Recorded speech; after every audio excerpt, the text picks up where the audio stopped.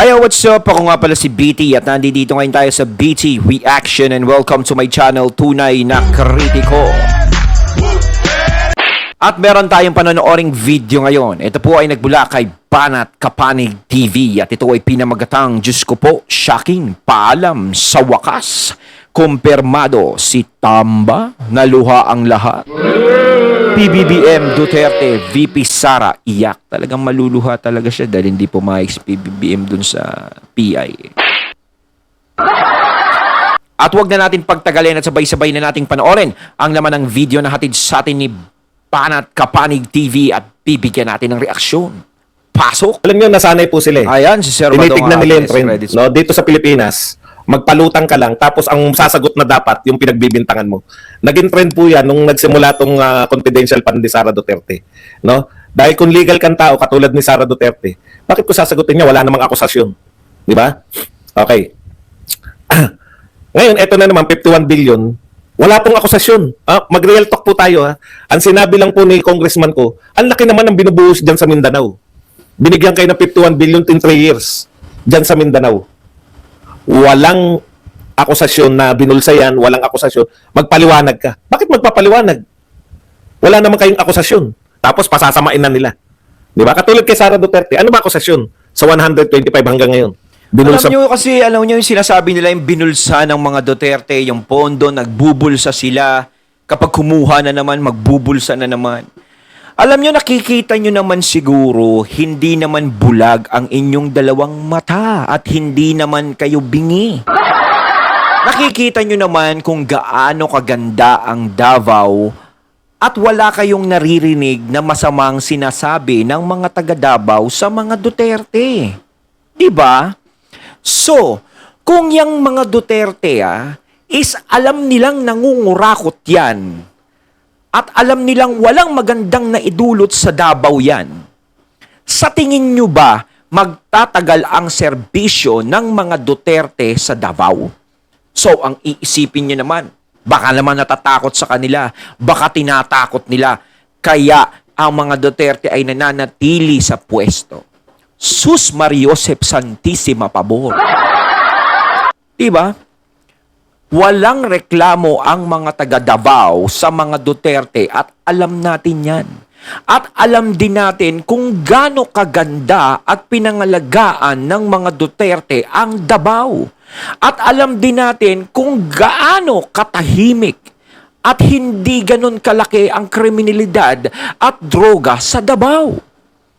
So, kung sila ay hindi magandang magpatakbo at kurap, hindi gaganda ng ganyan at tatahimik at magiging maayos ang Davao.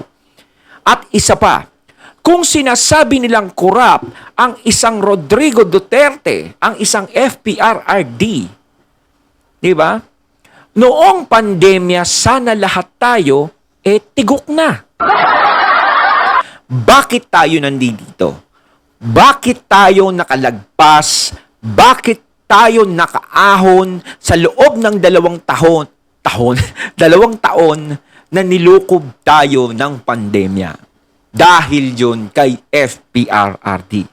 Hindi niya pinabayaan ang mga Pilipino. Kaya sinasabi niya, uulitin ko, kahit mabaon tayo sa utang, ang importante, makaahon tayo sa pandemya is maiahon niya yung mga taong naaapektuhan ng pandemya. Kung kurap ang isang Duterte, di dapat sana pinabayaan niya na lang tayong lahat. Nagbilang kayo ng maraming tegi sa balita. Diba? Ganun yan. Kaya wala akong makita na ang mga Duterte ay na-involve sa pagiging kurap. Wala ba kayong pakiramdam? Hindi nyo ba nararamdaman? Alam nyo ba yung sinasabi nyo? Nakikita nyo ba yung sarili nyo sa salamin? Di ba? Kaya kung si Duterte ay pagbibintangan yung kurap is hindi talaga kapanipaniwala. Hindi lang po akong pwedeng magsalita nito, kundi yung mga tao, no? Na alam nila na walang ginagawang masama ang mga Duterte. Dahil hindi ako maka-Duterte. No? Pero alam nyo kung bakit pumapanig ako sa Duterte? Kasi nakita ko sila kung gaano humawak ng mga lugar, kung gaano nila naging napaayos ito, kung gaano sila nanungkulan sa Pilipinas, kung paano niya hindi pinabayaan ang Pilipinas noong panahon ng pandemya.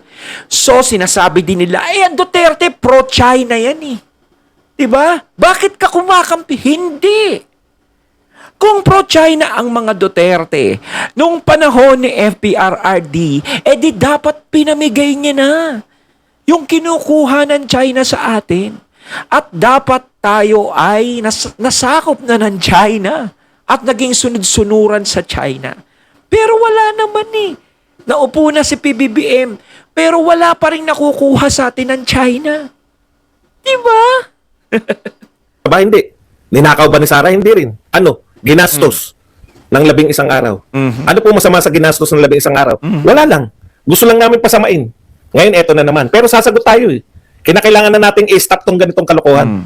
Ang sasabihin ng mga yan, at ganito na nga ang sinasabi, bakit tahimik kayo sa 51 billion?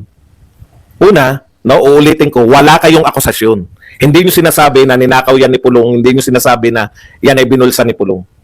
Ikalawa, masama po ba na magkaroon ng pondo naman ang Mindanao? Sa tingin nyo ba walang pondo ang Metro Manila? Metro Manila at Mindanao. Sa tingin nyo walang ganyang kalaking pondo ang Metro Manila taon-taon? May nag-expose ba sa inyo? Eto, ang laki pala ng pondo ng Metro Manila. Wala. Hindi tayo masyasyak. Normal lang sa atin na gastusan yung Metro Manila. Pero, pag ginastusan mo yung Mindanao, bakit nyo binibigyan ng pera yung Mindanao? Hindi naman parte ng Pilipinas yan. Di ba? Alam niyo po ba kung gaano kalaki yung Davao? Land area? Ang Davao po, ang pinakamalaking syudad sa buong Pilipinas. Di ba? Laki. In fact, ang Davao City, ang pinakamalaking syudad sa buong mundo. Nakikita niyo po ba kung gaano kalaki yung Davao? Alam niyo po ba kung gaano kalaki yung Metro Manila kumpara sa Davao? No? Para lang kayo magkaroon ng perspective. Kasi akala niyo, tinutulad niyo siguro yung Davao, ang Davao parang Maynila lang. Hindi po. Yung buong Metro Manila, kasama Quezon City, Pasay, Manila, San Juan, Taguig, lahat po ng syudad dito sa Metro Manila. No? Hindi lang po Maynila, hindi lang Maynila. Metro Manila mismo, kasama Quezon City, Pasay, Taguig, Pateros, Muntinlupa, Mandaluyong, Quezon City, San Juan, lahat po yan, Marikina, lahat po yan, Metro Manila. No? Kasama yung Maynila. Alam niyo po ba kung gaano kalaki ang Davao kumpara sa Metro Manila, hindi lang po Maynila, times 10. Times 10 Laki. ng Metro Manila yung Davao. Tapos nagugulat kayo, pag bibigyan ng malaking pondo for the first time, ang taga Mindanao, binigyan ng malaking pondo na walang akusasyon na ninakaw, puta, nagwawala kayo lahat. Bakit po? Bakit po? Bawal ba? Oo, 51. Bakit po bawal? Oo nga, kasi parang ayaw na lang nilang tapatin eh. Di ba? Ayaw na lang nilang tapatin na ayaw namin kayong bigyan ng pondo. Di ba? Tablado kayo sa amin. Manong, kasi kung sa ano pa yung pinaliligoy nila, kung saan pa nila sinesegue na gantong korap. Kasi kung korap talaga, hindi talaga sila paniniwalaan. Walang taong maniniwala sila. Sa kanila pala, sila tuloy. Di ba? Manong diretsuhin na lang nila na ayaw namin bigyan ng pondo ang mga Duterte kasi ayaw namin sa kanila.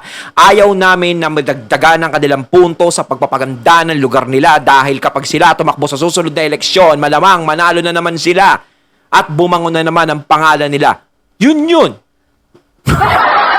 Di ba? Na magpondo sa Mindanao naman. Yun nga po yung kasarapan, kaya po minahal si Pangulong Duterte ng buong Pilipinas. Naranasan po for the first time ng mga Bisayas, ng mga Bisaya. Naranasan nila for the first time ng mga taga Mindanao. Naranasan for the first time ng mga parte ng Luzon. Labas sa Metro Manila na may presidente pala talaga. No? Binibigyan ko po kayo ng alternative na pag-iisip. Hanggat wala silang binibintang na ninakaw yan, wala po silang binibintang na masama. Ang parang sinasabi nila, kayong mga taga Mindanao, wala kayong karapatan na magkaroon ng malaking pondo. Yun yung sinasabi nila. Huwag ka makialam, Claudette. Diskarte ko to. Bakit ang Mindanao ba? Yung Davao ba? Wala sa Mindanao? Yan ang sinasabi ko sa inyo eh. Pag binibigay ko sa inyo yung perspective na labas dito sa mga sinasabi No? Bakit kayo natatakot sa katotohanan? Kayo nagsasabi magpaliwanag kami. Pinapaliwanag ko sa inyo, merong bang ninakaw? Hindi ko sinasabing totoo yan, ha? Ang nag-aakusa nga, sinasabi niya, nabalitaan niya eh. Hindi pa nga siya check eh. Ipagpalagay na natin. Ipagpalagay na natin. No? Ipagpalagay na natin na totoo ang 51 billion. Ipagpalagay na natin ang totoo ang 51 billion. Bakit po kayo umaangal na magkaroon naman ng poponduhan sa Mindanao? Pag yan po nilagay sa Maynila, may question ba sa inyo? Wala, kasi regular na silang nabibigyan ng malalaking pondo. Bakit po sa pag taga Mindanao na po ang nabigyan ng malaking pondo? Masama na po. Matagal na po napopondohan ang Metro Sasabi Manila. naman, ayaw niyo umunlad Ang lalaki na po ng mga Mindanao, infrastruktura. no? Nagugulat Gara. nga ako, may pondo pa rin sila sa paggawa ng kalsada. Yung mga walang kakwenta-kwentang bagay, binibigyan nila ng pondo, no? Pero kung alam nilang mapupunta sa maayos, ayaw nila. Pinagawa nga po sa Metro Manila, binabasag na yung diyan po sa Mindanao, sa Kabisayaan, nakakakita po ako riyan na talagang may dinadaanan. Napapanood naman natin sa mga TV5 o sa mga GMA7, yung mga kung ano-ano nila. May nakikita po kayo na na mga daanan na halos lubak-lubak, na halos hindi nakatikim na semento. Sa Metro Manila po, babakbakin na yung semento para dahil kasi may pondo eh. Wala pong wala Minsan nga, gawa yung kalsada, tapos babakbakin pa uli. Di ba? Totoo yan, mga katunay. Kaya nagkaka-traffic sa kalsada. Dahil sa ganyan. Magtataka ka, maayos naman yung kalsada, pero bakbak sila ng bakbak. Tapos pag tinanong mo, anong ginagawa nyo? Ginagawa namin yung mga tubo. Samantalang kakapalit lang nila nung 1 taon. Di ba? Kasi sira daw, baka papalitan, baka may kalawang. Mantakin mo, kapapalit lang nila, no? Kinakalawang na o mabubutas na agad. Ibig sabihin, hindi matibay yung kinakabit nila. O, di ba? Tapos, itetenga nila yung gawa nila doon, kaya nagkaka-traffic. Isang kalsada, aabutin ng 3 taon bago magawa. Mga ganun, no? na po lupa na kalsada sa Metro Manila. Pero bakit taon-taon po meron pa rin pondo yung DPWH sa NCR? Walang kumu-question. Di ba? Pero once na magbigay ng isang malaking pondo, ng 3 years yun, 3 years. Hindi po yung pondo ng 1 taon lang. Ang pinakamalaking syudad sa buong Pilipinas, hindi lang sa buong Pilipinas, pinakamalaking syudad sa buong mundo. Naintindihan niyo ba kung gaano kalawak yung Davao City? Ikukumpara niyo sa Maynila. Pero ipondo mo yan sa Metro Manila. Pagsamahin niyo pa yung Metro Manila at Cebu, wala pa rin po. Ang Cebu po, Metro Cebu times 5. Ganun po kalaki yung Davao. Pero pondohan niyo po yung isang syudad sa Maynila, wala pong ku-question. Bakit? Bakit niyo ku-questionin? Maynila kami. Pero nagpondo ng malaki sa pinakamalaking syudad sa buong mundo. Bigyan niyo ng perspective. Pinakamalaki sa buong mundo yan. Ngayon ang tanong, wala bang pinunta? Bulsa ba napunta yan? Puta, baka malula kayo nung pumunta ko ron. Yung mga proyekto sa Davao, grabe. Ang gaganda nga. Ang laki na nun, ha? Ang laki po. Maniwala kayo, napakalaki ng Davao, eh. Tulog na ako, nagising na ako, eh. Davao pa rin ako, eh. Hindi ko po pinagtatanggol kasi gusto niyo magpaliwanag kahit wala kayong akusasyon na ninakaw. Di ba? Ginugulat niyo lang lagi yung tao. Lagi lang po kayong, ha? Talaga? 11 araw lang dinastos? Ha? Talaga? Binigyan ng pondo ang Davao? Binigyan ng pondo ang Davao? Anak ng pupa. Kailan pa? Kailan pa po? Alam niyo, maraming salamat na rin sa buwa-buwa batikos kay Paulo Duterte. Bakit? Kada sinisiraan niyo yung mga Duterte, tumataas sa survey. Yun. Next survey, baka maniwala na ako. Pumasok na sa top 12 si Pulong Duterte for senator. Hindi kasi nila naiisip yan eh, Sir Badong. Hindi nila naiisip yan. Si PBBM nga, halos lahat ng paninira ng eleksyon ginawa na nila eh. Pero kita mo nanalo si PBBM. Diba? So, syempre, kung alam ng mga tao, yan, alam ng mga tao na maayos ang kanyang ama, maganda yung naiwan ni Apo Lakay sa Pilipinas, hindi nasira yan. Kaya lalong tumataas. 'Di ba? Hindi naiinis sa kanya yung mga tao. Ganon din yung mga Duterte. Wala namang makita yung mga tao na dapat ikagalit o kikainisan mga Duterte para hindi magtiwala sa kanila uli. So habang hinihila nila pababayan na walang nakikitang hindi maganda ang mga tao sa mga Duterte, is wala ring mangyayari. Kahit sabihin yung magnanakaw ang mga Duterte, kriminal yan, ganun. Walang naniniwala eh. Kasi pinaramdam ng mga Duterte sa tao kung paano sila magserbisyo. Nagtrabaho sila. Yun yun. Hindi sila puro bunganga, hindi sila puro kuda, hindi sila puro sita, hindi sila puro ganun. Diba? Nagtatrabaho sila. Pinakita nila sa taong bayan na naglilingkod kami. Diba? Maraming salamat sa pre, ano. Yung coastal road na lang, puta, malulula kayo. Huwag nyo sabihin, libre yun. Hindi ko po alam kung sino nagbabudget niyan. Wala po ko ideya. Pero pumunta naman muna kayo sa Davao. Makita nyo kung gaano kalaki yung Davao. Makita nyo kung gaano kalaki yung mga kalsada ng Davao. Makita nyo po kung yung bago kayo magdadakdak. No? Ako, nakarating na ba kayo sa Metro Manila? At isang tanong lang po. Isang tanong lang sa inyo. Ito po yung sinasabi nyo 51 billion. Hindi po yan pondo ni Pulong. Pondo po yan, DPWH, pondo po yan, iba't ibang ahensya po yan. Ginawan lang ng ano, alam nyo na, minekos-mekos lang kayo. 51 billion, ho! 51 billion, magwala tayo, magalit tayo. Kaya nga yung mga nagsabi na tahimik sa 51 billion, nag-iingay ako sa Twitter. Masama bang bigyan ng pondo ang Mindanao? Bakit lagi na lang Metro Manila? Pag Metro Manila, walang problema. Parang ayaw nila umangat yung Mindanao eh, no? Okay, tanongin niyo sarili niyo. Pinakamalaking syudad po yan sa buong mundo. Real talk po. Tanongin niyo sarili niyo. Yung nagbibintang ba sinabi na ninakaw ni Pulong? Hindi. Ano sinabi? Mayroon daw malaki na pondo. Hindi ba it's about time? Napondohan natin yung malalaki na magsimula tayo sa malalaking syudad. Sunod natin Cagayan de Oro. Oh. Isunod natin yung Samar Leyte na taga ron si Romualdez para magkaroon naman.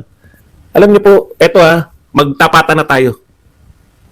Leyte ba o Samar? Si La Romualdez, Leyte. No? Sana naman po kinakantsawan niyo yung Davao City. Napunta na ako sa Davao eh. Makikita niyo talaga yung development ng Davao. Bago talaga yung semento, tinikman ko eh. Actually, nagpunta ako ro, sarado pa yung wala pa, kumbaga yung parang pasyalan pa lang yung coastal road. Hindi pa talaga pinagagana. Ewan ko ngayon, parang gumagana na yung coastal road. Yun yung sinasabi ko sa inyo. Pinakamalaking syudad, ikukumpara nyo, hindi kayo nagtataka. Bakit may pondo pa sa Metro Manila yung mga kalsada? Di ba? Lahat naman dito, sementado na. Mag-isip din kayo. Babakbakin yung semento para makapagpatayo ng semento uli. O kaya kung sementado na yan at madaling masira, bakit madaling masira? Oh, hindi nila pinaganda. Binubulag lang kayo sa mga bilyon-bilyon eh. Yeah. Mukhang laki-laki ng pondong binibigay sa'yo tapos magpapasimento ka, marupok. Di ba? Eh di dapat tibayan mo na para hindi nyo nabalikan. Ang nangyayari, hindi nila tinitibayan eh. Oh, tas kuha uli ng pondo. Parang ganun ulit, no? Naku naman. Pilipinas, ano na? Kailan lang nabiyayaan yung pinakamalaking syudad sa buong mundo? Kailan lang nagkakaroon ng pondo? Marami pa pong paggawain doon. Baka magulat kayo sa mangyayari doon. Ang Davao po, tagusan po yan sa Mindanao. Kaya po ang sinasabi ko, Mindanao. Unlike po ng Metro Manila, dito na yan eh. Kayo lang sa Metro Manila, tayo lang dito sa Metro Manila eh. Ayon, at ating natunghayan ng video na nagmula kay Banat Kapanig TV at syempre natunghayan din natin ang boses na yon na binigyan natin ng reaksyon na nagmula kay Sir Badong Arateles. Ayan mga katunay, kayo anong masasabi nyo dito sa video ang ating napanood at binigyan ng reaksyon? Comment lang po kayo sa comment box. So once again, I'm BT and I'm out. Peace.